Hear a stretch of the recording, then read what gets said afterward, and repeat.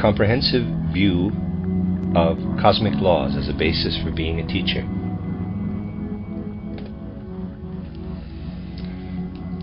The duality of the human being is the greatest error of modern psychology. The misleading law of the conservation of energy, the formation of new energy and matter in the human being. Understanding what is dying in nature through the intellect and what is becoming through the will. How perceiving the I is based in the physical body. Freedom and sense-free thinking. Nature without the human being, the danger of extinction. The function of the human corpse for the development of the earth. The prevalence of death-bringing forces in the dead bones and dying nerves, and life-giving forces in the blood and muscles. Rickets. The relationship of geometry to the skeleton. Geometry is a reflection of cosmic movements. The human being is not an observer of the world, but its quote-unquote stage. The creation of new matter and forces through the touching of blood and nerves. Concerning the scientific method, postulates. Let me read that again. Concerning the scientific method. Postulates instead of universal definitions. I guess the word is postulates instead of universal definitions. Behind everything they do in school, modern teachers must hold a comprehensive view of cosmic law. It is obvious that education, particularly in the lower grades, requires that the teacher's soul have a relationship to the highest ideals of humanity.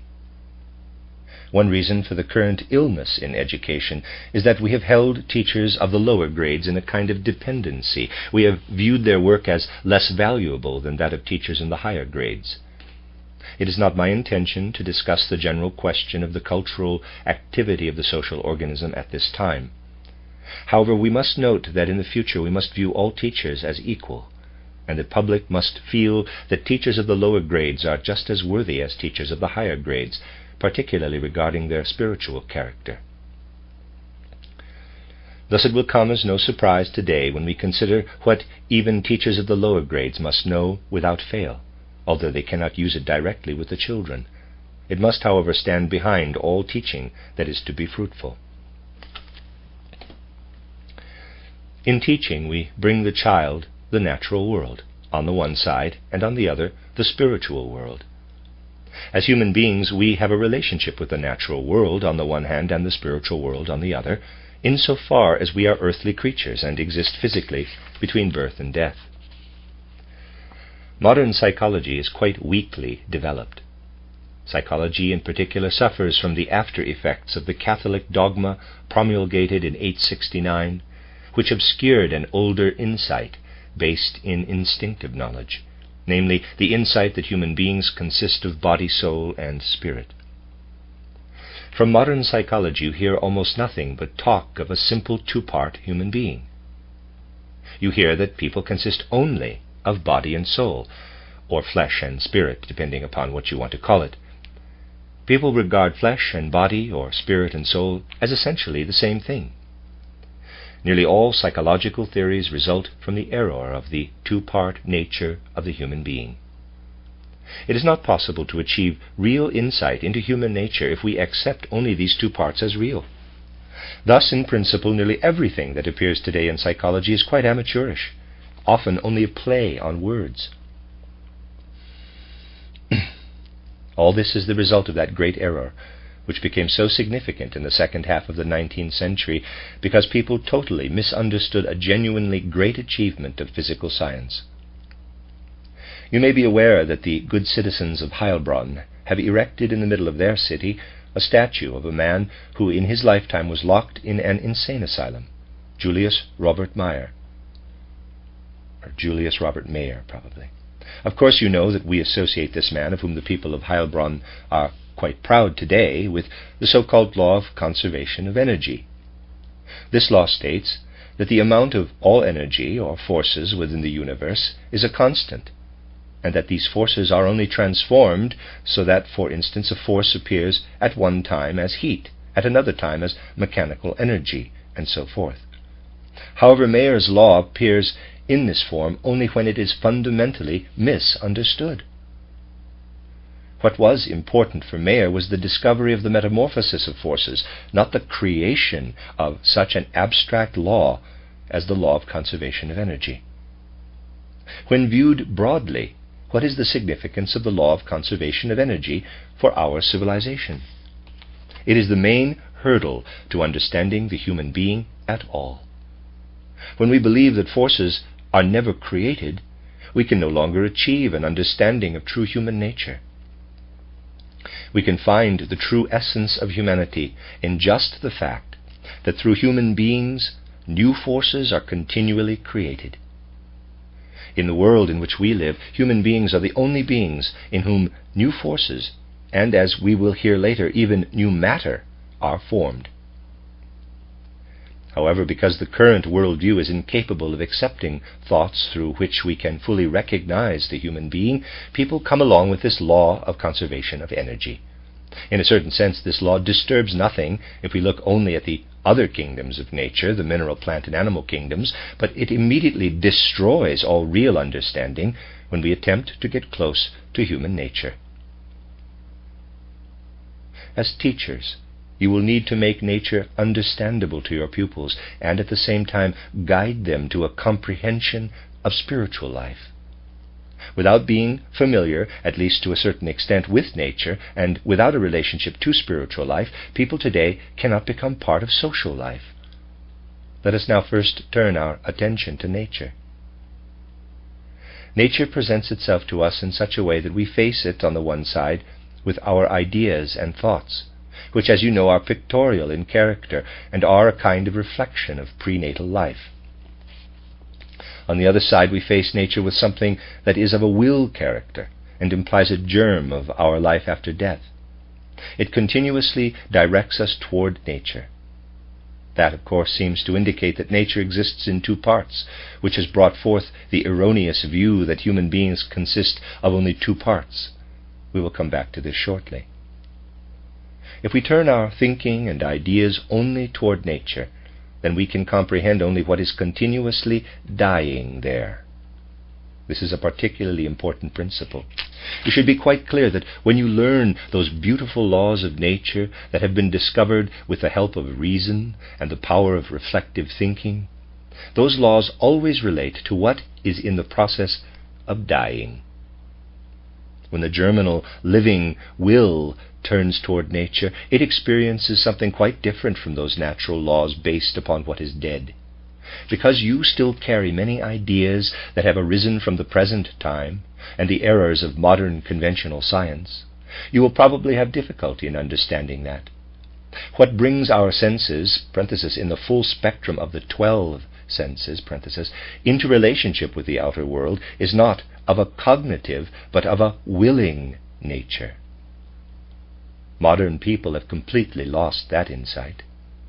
When they read in Plato that the actual basis of seeing is the reaching out of a kind of tentacle to the things seen, they think it is something childish.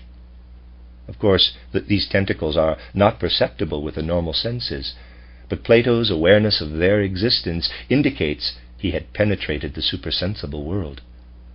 The way we see things is in fact nothing more than a more refined The way we see things is in fact nothing other than a more refined process, similar to grasping things with our hands. For example, picking up a piece of chalk is a physical process very similar to the spiritual process that occurs when you radiate etheric forces from your eyes to grasp an object through seeing. If modern people could observe anything, they would be able to derive such facts from observations of nature. If, for example, you look at the eyes of a horse and the way they are directed outward, then you will feel that simply through the position of its eyes, the horse is in a different relationship to its surroundings than a human being is. We can best make the reason for the difference clear by the following hypothetical situation. Imagine that your arms were such that it was impossible for you to cross them in front of you. You would always remain at the eurythmic position of ah, and could never come to oh. because you could not bring your arms together in front of you. Concerning the supersensible quote-unquote arms of its eyes, the horse is in the same situation. The quote-unquote arms of its left eye can never touch those of its right eye. Human beings, due to the position of their eyes, are able to allow these supersensible arms to touch one another. That is the basis of the supersensible sense of the I, capital I. Were we never able to touch right and left, or were this touching to have the minimal importance it has with animals that cannot, for example, use their forefeet for prayer or other similar spiritual activity, we could never achieve a spiritual sense of ourself. What is important for the sensitivity in the eye and ear is not so much the passive element, but the active element that we extend to things through the will. Modern philosophy has often had a notion of something correct and has created all kinds of words that in general only prove how far it is from grasping what is correct. We find in the quote-unquote attributes of Lotze's philosophy an indication of his recognition of the activity of the will-sense life. However, our sense organism is of a willing nature, particularly the senses of touch, taste, and smell, which are very clearly connected with the metabolism in a higher sense. Thus we can say that when human beings intellectually confront nature and comprehend what is dead, then these dead laws become a part of them. However, people comprehend what raises nature above death and becomes the world's future by means of an apparently undefinable will that extends back into the senses. Think about how alive your relationship to nature will be when you properly envision what I have just said. You will then say to yourself, quote, "When I go out into nature, light and colors sparkle before me. As I absorb the light with its colors, I unite myself with that part of nature that it sends forth into the future. When I return to my study and think about nature and spin out laws about it, then I busy myself with that part of nature that continually dies." Unquote. In nature, dying and becoming are continuously interwoven. We comprehend dying because we carry in us a reflection of our prenatal life, the world of intellect, the world of thought, through which we can comprehend the dying that lies at the foundation of nature. We can understand that part of nature that will exist in the future, because we can comprehend nature not only with our intellect and our life of thinking, but because we can grasp it with that part of ourselves that is will.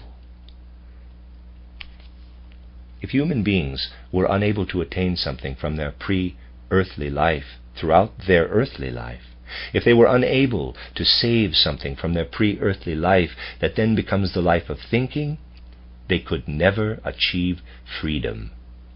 Human beings would have a relationship only to death, and when they would want to free what relates only to dead nature, they would want to free something dying. If they wanted to use what connects them with nature as willing beings, then they would fall into a stupor, because everything that connects them with nature as willing beings is still a seed. They would be beings of nature, but not free beings. Above these two activities, the comprehension through the intellect of what is dead, and the comprehension through the will of what is living, is something that only human beings and no other earthly beings carry within themselves from birth until death. That is pure thinking. Thinking unrelated to external nature, but related to the supersensible in human beings, to what makes human beings independent beings, and to something that is above the sub-dead and super-living. If we wish to speak of human freedom, then we must respect this aspect of autonomy in human beings. We must look at the pure sense-free thinking in which the will always lives. However, if you look at nature from this point of view, then you will say, quote, "I look at nature, and the stream of dying is in me, as is the stream of new becoming, dying and being reborn." Unquote. Modern science understands very little about that relationship, because for science, nature forms a unity, and dying and becoming are continuously mixed together. Today, much that scientists say about nature and the essence of nature is very confused, because dying and becoming are continuously mixed together. If you want to separate these two streams in a pure form, then you must ask yourself how nature would be if the human being did not exist. Modern science and its underlying philosophy are in an awkward position when faced with that problem. Imagine, if you will, that you ask a modern scientist how nature and the essence of nature would be if there were no human beings. The natural scientist would, of course, at first be shocked, since the question is so unusual. However, he or she would consider scientific information to answer the question and would say that then there would be minerals, plants, and animals on the earth, but no people. The course of the earth, from the very beginning, when it was still in the Kant-Laplace nebulous state, would have continued on just as it did, only the process would not have included humans. No other answer would be possible. The scientist could perhaps add that although people dig in the soil as farmers or construct machines to change the earth's surface and thereby effect changes, such changes are not very important compared with the changes brought forth by nature itself. Thus the scientist would, in principle, always say that minerals, plants, and animals would develop without the existence of people. This is incorrect. If the evolution of the earth did not include human beings, then most animals would not exist. A major portion of the animals, particularly the higher animals, arose within earthly evolution only because human beings needed to use their elbows. Of course, I speak here only pictorially. At a particular stage in their earthly development, human beings, to develop further, needed to rid their nature, which was much different than it is, which was then. Let me read that sentence over again. At a particular stage in their earthly development, human beings, to develop further, needed to rid their nature, which then was much different than it is now, of the higher animals. We can perhaps comprehend this cleansing if we imagine how, in a mixture in which something is dissolved, the dissolved substance precipitates and falls. In the same way, human beings in an earlier stage of development were one with the animal world, and then the animal world precipitated out. In earthly development, animals would not have become what they are today, had humanity not needed to become what it is now. Thus, without the inclusion of humanity in earthly development, animals and the earth itself would look much different than they do today. Let us now go on to the mineral and plant world. We must be quite clear that not only the lower animal forms, but also the plant and mineral world would have petrified long ago and ceased development were there no human beings on the earth. Here again, the modern worldview, based upon a one-sided view of nature, could only say that this is all well and good. People die and we cremate their bodies or bury them and thus give them over to the earth. However, that has no real meaning for earthly development, since if the earth were not to take human bodies into itself, its development would continue exactly in the same way. This worldview means, however, that people are totally unaware that the continuous giving over of human corpses to the earth, regardless of whether it occurs through cremation or burial, is a real process with continuous consequences. Farm wives are much more aware than city women that yeast has a certain meaning in baking bread, even though only a small amount is added. They know that bread could not rise if they did not add yeast to the dough. In the same way, earthly development would have long ago reached its final stages, were the earth not continuously fed with the forces of human corpses. The forces released by the human spirit soul at death. The forces that earthly development continuously receives through the acceptance of human corpses, that is, the forces contained in those corpses, supports the evolution of the earth. Without the support of such forces today, minerals could no longer unfold the forces of crystallization. The minerals would otherwise have crumbled and dissolved long ago. Through such forces, plants that no longer could grow are able to grow today. It is the same with the lower animals. It is human beings who, through their bodies, provide the leaven, similar to yeast, for the earth's further development. Whether humanity lives upon the earth or not is not a question without meaning. It is simply not true that earthly development of the mineral, plant, and animal kingdoms would progress if human beings did not exist. The process of nature is a unified and closed process in which the human being belongs. We can properly picture the human being only when we think of humanity as standing, even in death, within the cosmic process. If you consider this, then it will be no surprise when I also say that the human being, stepping down from the spiritual world into the physical, is clothed with the physical body. Of course, the body is different when received as a child than when we lay it aside at some age through death. Something has happened with the body. What happens can only occur when human spiritual forces permeate this body. We all eat the same things animals eat. That is, we transform external material in the same way that animals transform it. However, we transform it under the influence of something animals do not have, something that comes down from the spiritual world to unite itself with the physical human body. Thus, we make something different than what plants or animals make with matter. The material in the human body that we give over to the earth at death is transformed matter, and is something different than what the human received at birth. The matter, and also the forces the human being receives at birth, are renewed during life and returned to the earth transformed. The matter and forces returned to the earth at death are not the same as those received at birth. Thus the human being returns to the earth something that continuously flows from the supersensible world into the physical, sense-perceptible earthly process. Human beings bring something down from the supersensible world at birth that, together with the intake of matter and forces during their lifetime, joins with their body and is then given over to the earth at death. Thus the human provides a continuous trickle of the supersensible into the sensible and physical. You can easily understand that even if the supersensible constantly rained into the sensible, these drops would remain unfruitful for the earth if human beings did not first receive them and then convey them to the earth.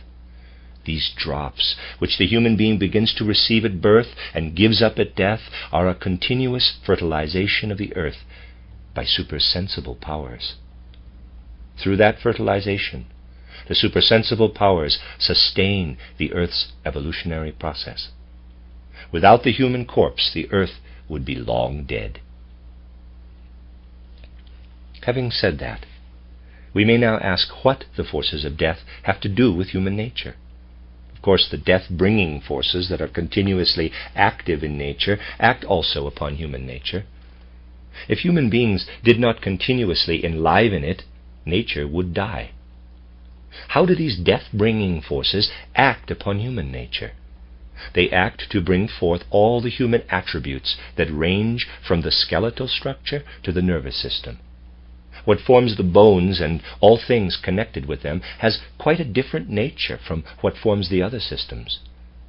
The death-bringing forces act upon us, and when we leave them as they are, we become human bone. The death-bringing forces act upon us, and when we weaken them, we become human nerve. What is a nerve?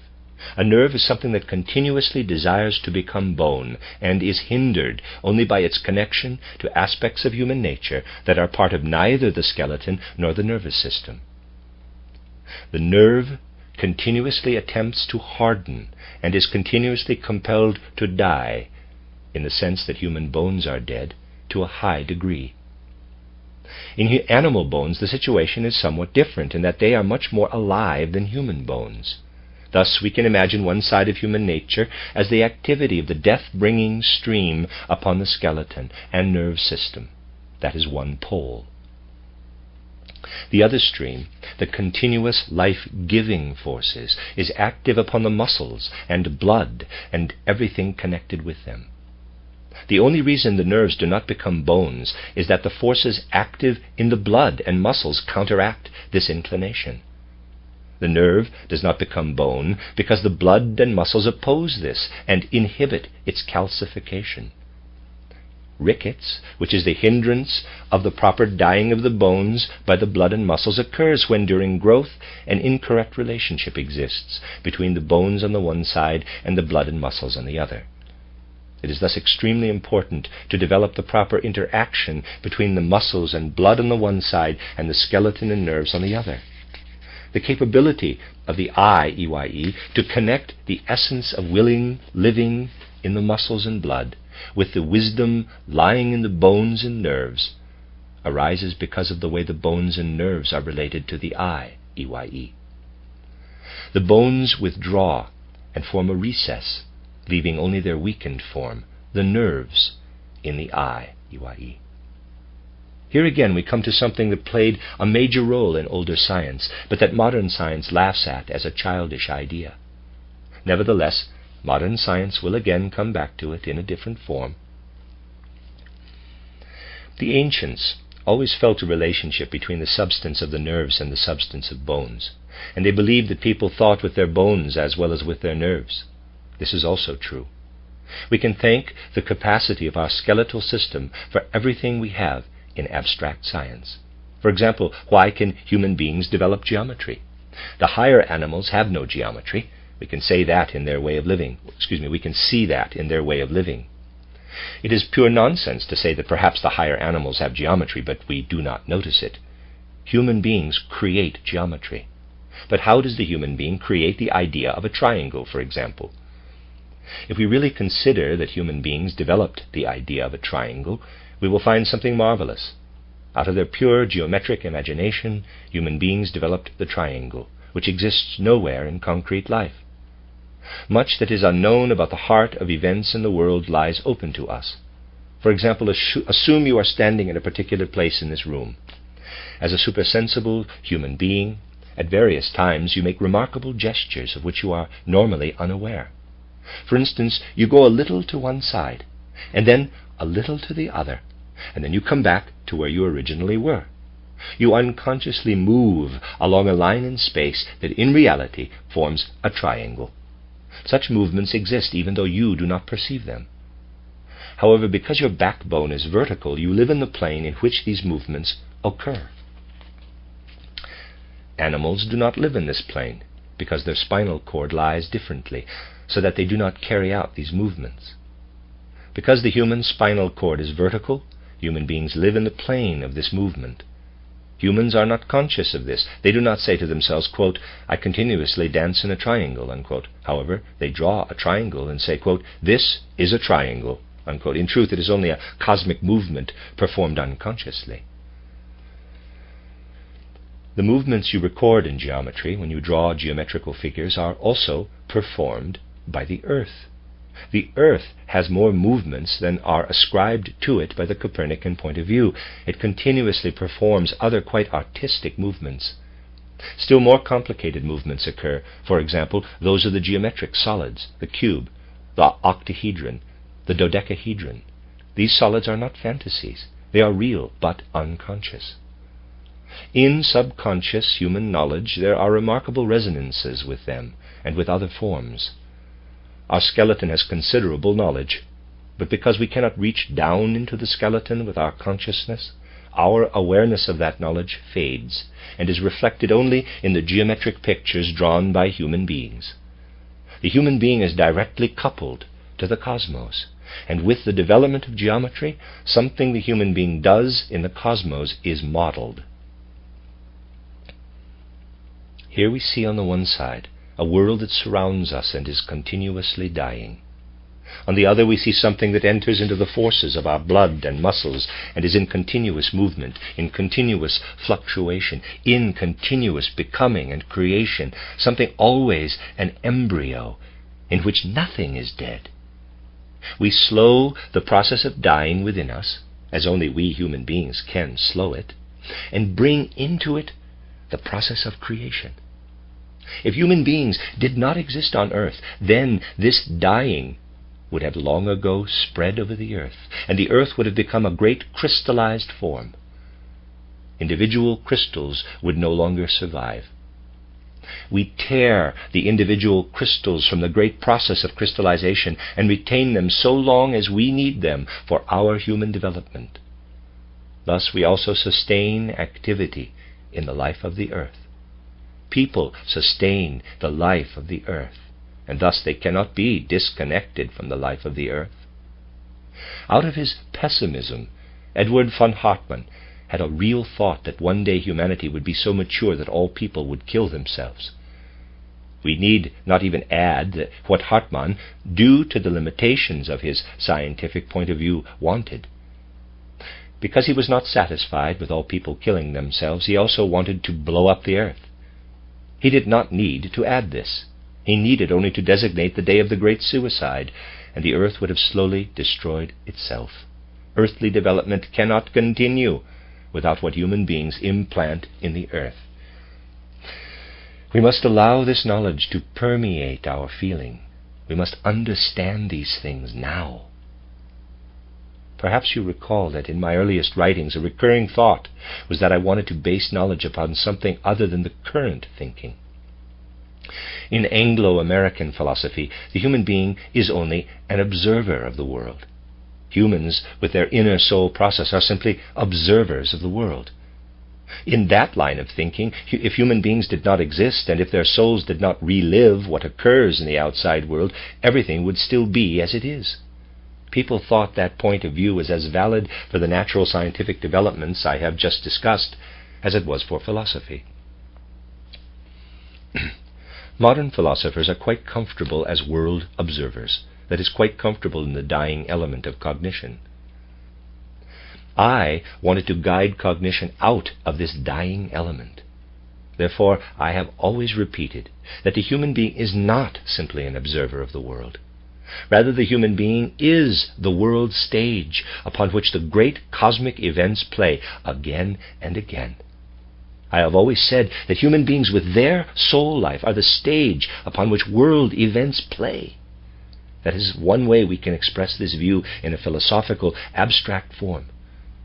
In the final chapter of my book, Truth and Knowledge, I emphasize that we cannot find an equivalent in the remainder of nature for what occurs in human beings. Let me say that again.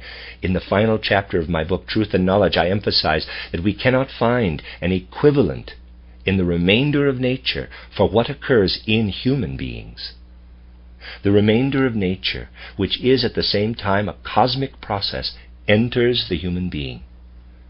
The human soul is a stage upon which not simply a human, but a cosmic process plays out. Today that is difficult for many people to understand. However, unless you penetrate such views, it is impossible to be a good teacher. What really happens in human beings? On the one hand, we have the skeletal nerve activity, and on the other, the blood-muscle activity. The interaction of these two continuously creates matter and energy anew.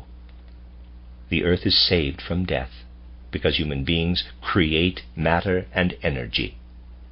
Now you can connect what I just said, namely that the blood, through its connection with the nerves, acts to create matter and energy, with what I said in the last lecture, that the blood is continuously on the path toward spirituality and meets resistance there. We will further connect these two thoughts and build upon them. However, you can already see how erroneous the commonly held idea of the conservation of energy and matter is, since what occurs within the human being refutes it. As normally presented, it is only an obstacle for a real understanding of the human being. Something fertile for science can be achieved only when people replace their thoughts on the conservation of energy and matter with the synthetic thought that although nothing can come from nothing, something can be so transformed that it ceases to exist and something else arises. You see how much of our thinking goes in the wrong direction.